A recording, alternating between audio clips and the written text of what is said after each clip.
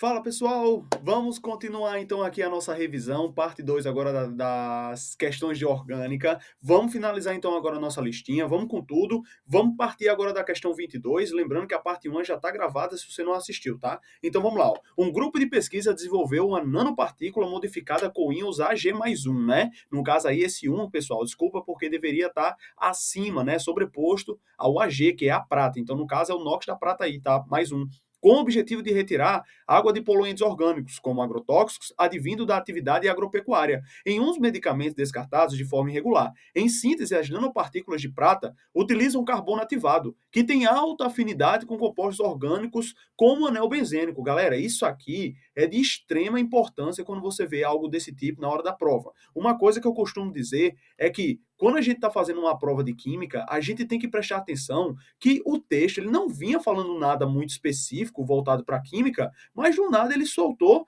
que esse composto ele tinha uma afinidade muito grande com o benzeno. Então isso já tem que ligar um alerta para dizer, professor, será que isso vai ter alguma importância? Com toda certeza, né? Vai ter que ter algum papel ele teve soltado essa informação. E que quando adicionado em tanque de tratamento, interage com esse poluente, extraindo da água. Aí ele coloca entre os compostos a seguir, aquele que seria melhor extraído pelas nanopartículas modificadas dada a sua propriedade olha só, praticamente mais uma questãozinha que está caindo muito nas provas de vestibular hoje em dia. Perceba que ele deu, dentre a alternativa A até a alternativa E, ele deu vários compostos, ou seja, você vai ter que marcar aí qual desses compostos vai ter a maior afinidade com a prata mais. Lembre-se que no texto ele disse para gente que esse composto de prata, ele interage muito bem com o anel aromático, ou seja, anel benzênico. Gente, você concorda comigo que quando a gente olha essas alternativas, a única alternativa que tem um anel aromático, ou seja, um anel benzênico,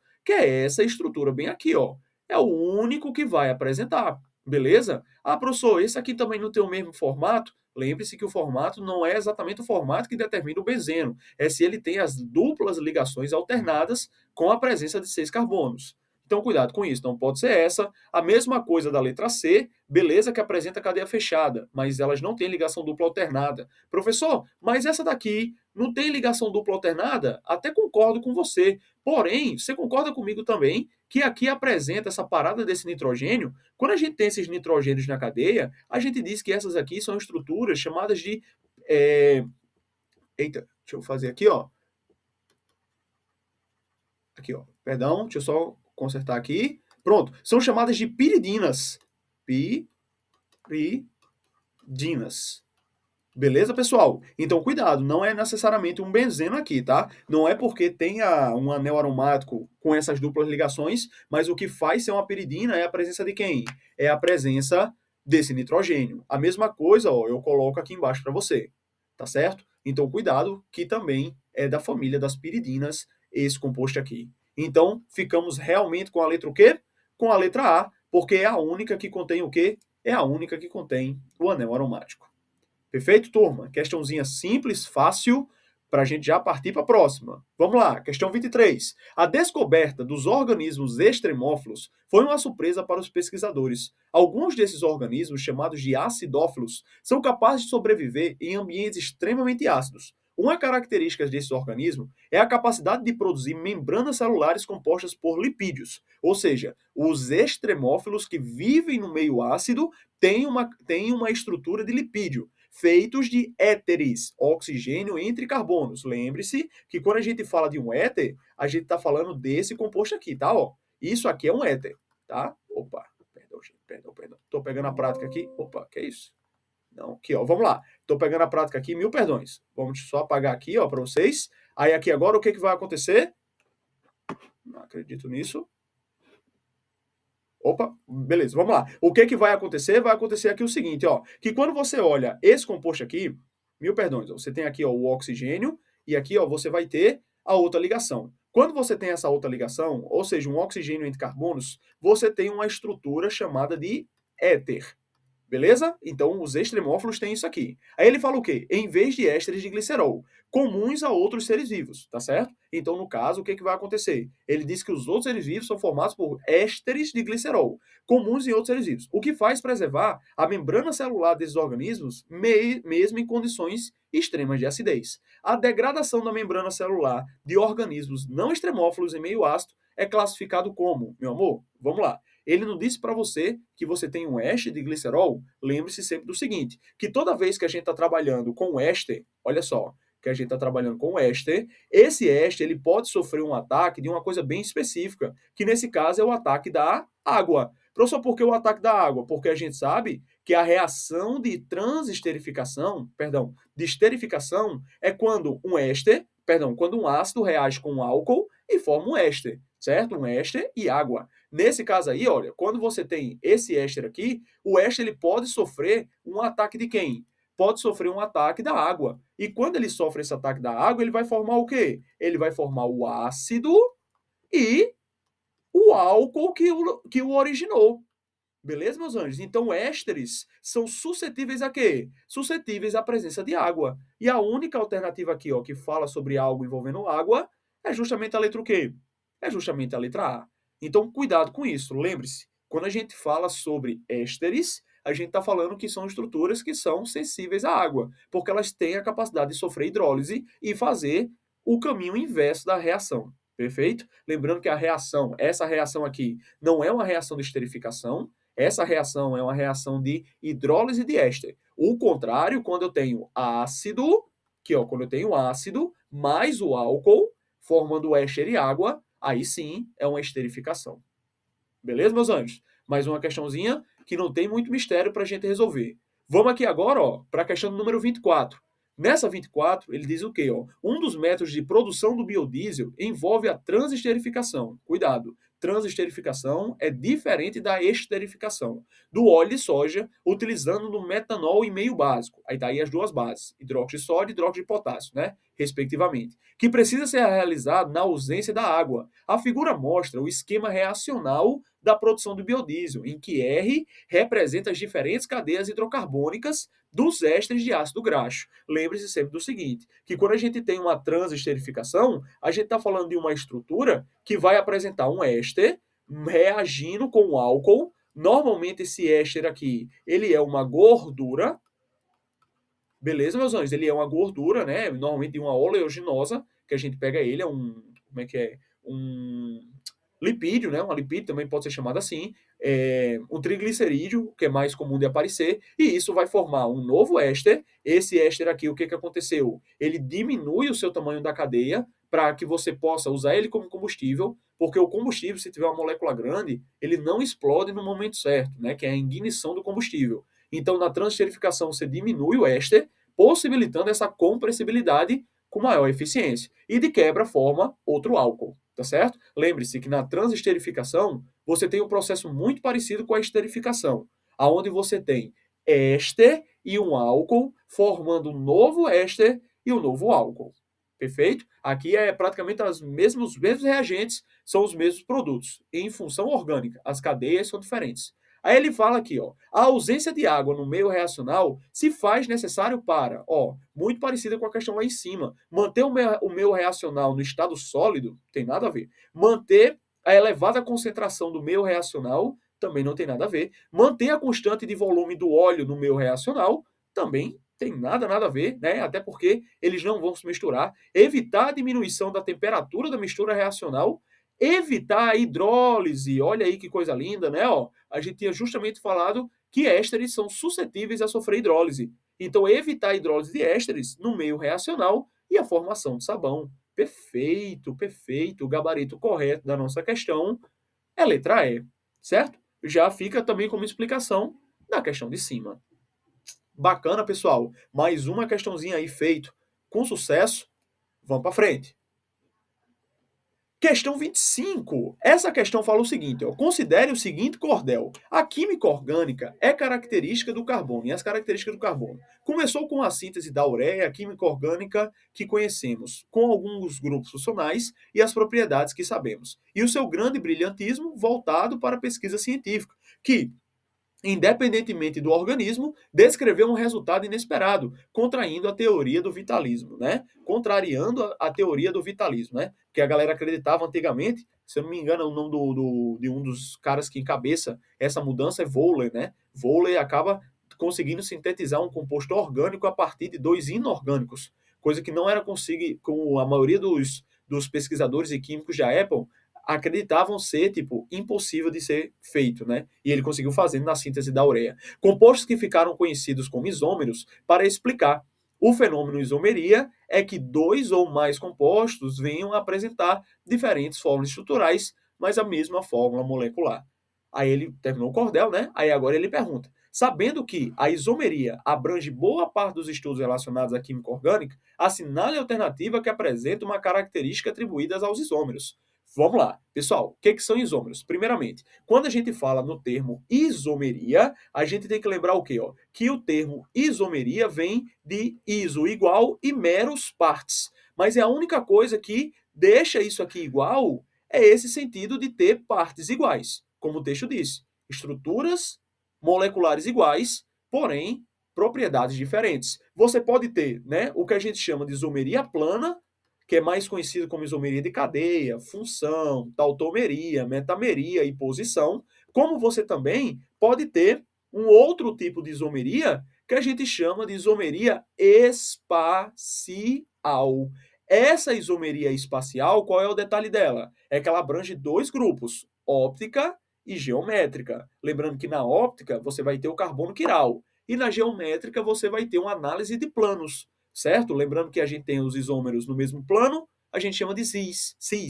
E quando a gente tem prioridades em planos opostos, você tem o isômero trans. Lembrando que essa isomeria espacial aqui, ela também pode ser chamada de estereoisomeria, beleza? Pode ser chamada de estereoisomeria, então ele pode cobrar isso também na sua prova, tá certo? Vamos ver aqui se eu consigo escrever esse nome. Aqui, ó, sem ficar horroroso. Estereoisomeria, tá? Porque ele pode perguntar isso para você. Lembrando que tem aluno que confunde uma coisa. Professor, se ele perguntar na prova o que é estereoisomeria, é apenas isomeria óptica? Não. Pode ser óptica ou pode ser geométrica, tá certo? Aí ele vai ter que te guiar na questão. Então, olha só, vamos para as alternativas agora. Ele quer algo em comum entre os isômeros, né? O que define se é um isômero. Letra A. Os isômeros ópticos podem ser diferenciados pelo desvio da luz polarizada. É exatamente isso aqui. É tão chato quando dá a alternativa A, né? Porque a gente praticamente mata a questão logo de cara. E muita gente fica com medo de marcar a letra A, né? Porque a maioria dos extratores estão lá. Mas essa daqui está corretíssima. Lembrando que o isômero óptico ele pode ser de dois tipos: levógiro e destrógiro. Lembrando que quando a gente tem o isômero desviando a luz para a direita, eu tenho o isômero levógiro, tá certo?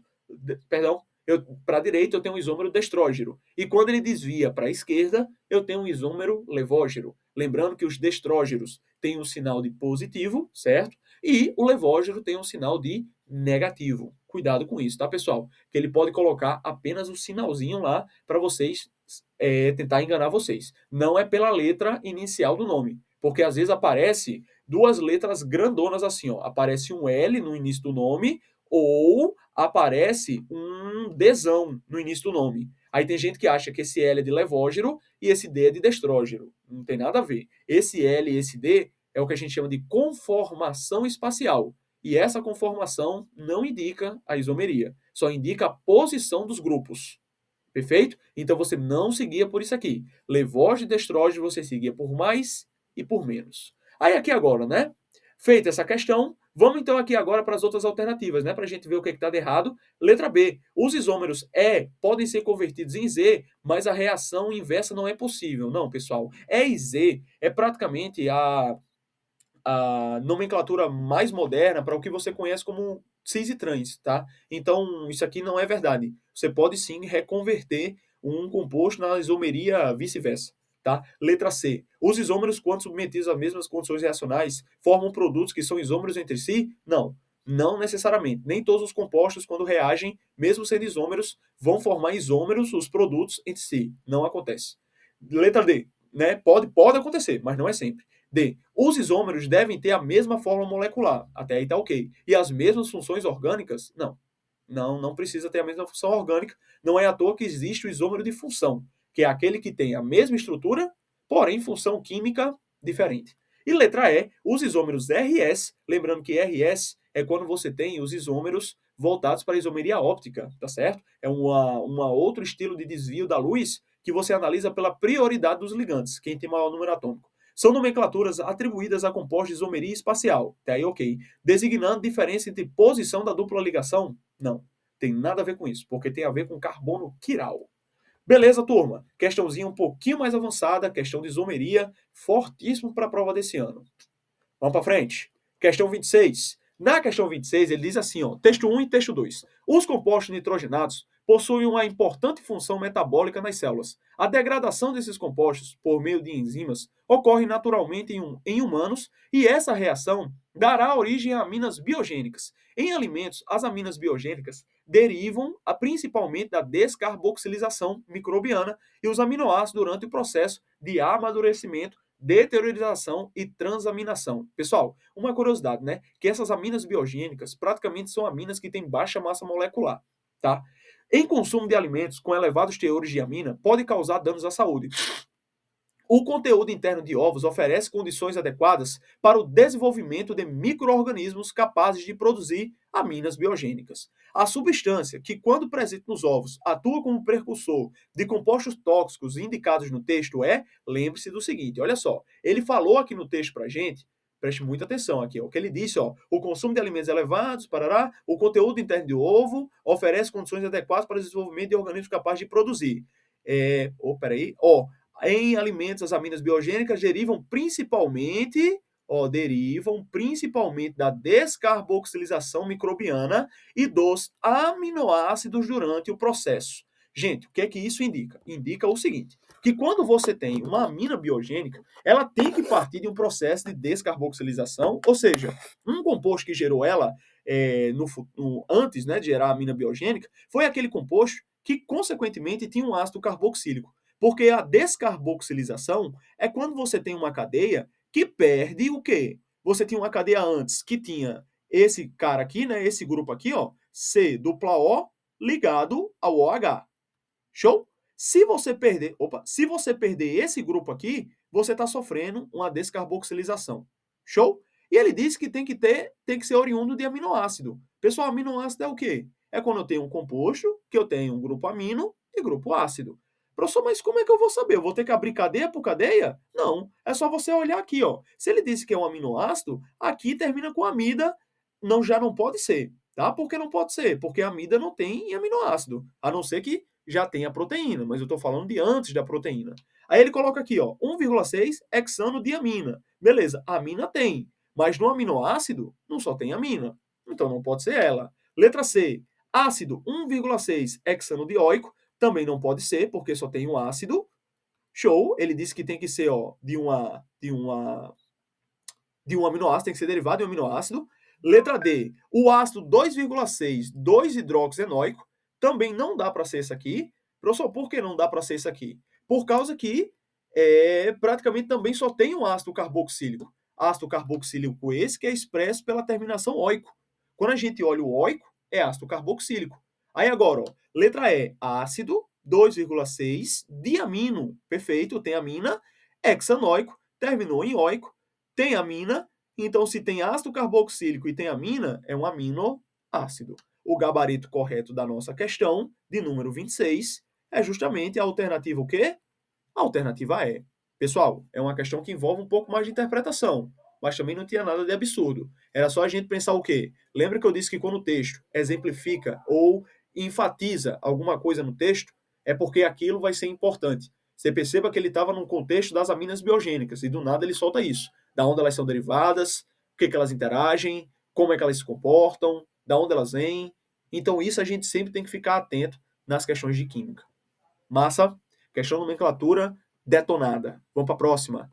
Olha só, os polímeros são materiais amplamente utilizados na sociedade moderna, alguns deles na fabricação de embalagens e filmes plásticos, por exemplo. Na figura estão relacionadas as estruturas de alguns monômeros usados na produção de polímeros de adição comum. Perfeito. Aí aqui, ó, acrilamida, cloreto de vinila, estireno, etileno e propileno. Aí ele coloca, Dentre os homopolímeros formados a partir de monômeros, gente, o que é um homopolímero? O homopolímero é um polímero que só tem um tipo de monômero. Você não acha que ele vai ficar misturando. Lembre-se que isso aqui, ó, são os monômeros que vão formar os meus polímeros. Então só vai ter estruturas iguais nesse polímero, formados a partir de monômeros da figura. Aquele que apresenta solubilidade em água é, pessoal, quer saber se composto orgânico tem solubilidade em água ou não? Questão maravilhosa. É só você lembrar das funções orgânicas. Quanto mais polar a função orgânica é, mais ela vai ser solúvel em água. Lembre-se do seguinte, né? Que quando a gente tem aqui, ó, as funções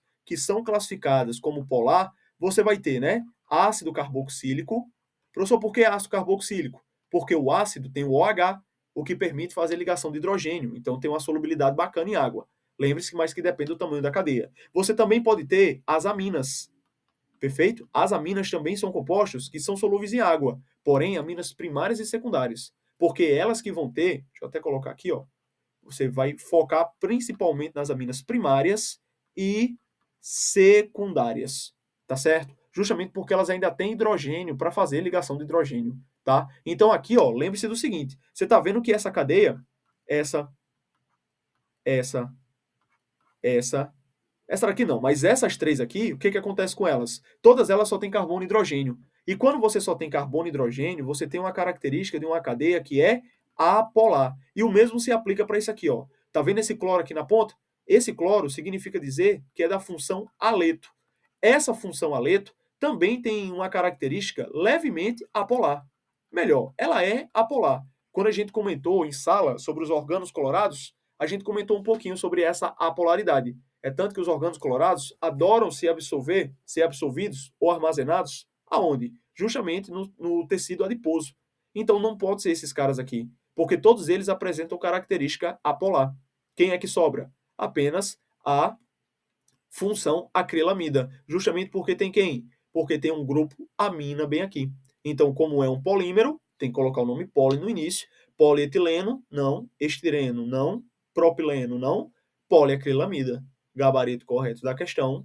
Alternativa D de dado. Bacana, turma? Então, ó, lembre-se sempre disso. Compostos que têm OH, NH, C-O, C-OH em grande quantidade na cadeia vão deixar a cadeia cada vez mais solúvel. E quanto mais carbono e hidrogênio tiver, mais insolúvel ela vai ficar. Anote isso para mim. E vamos para a próxima.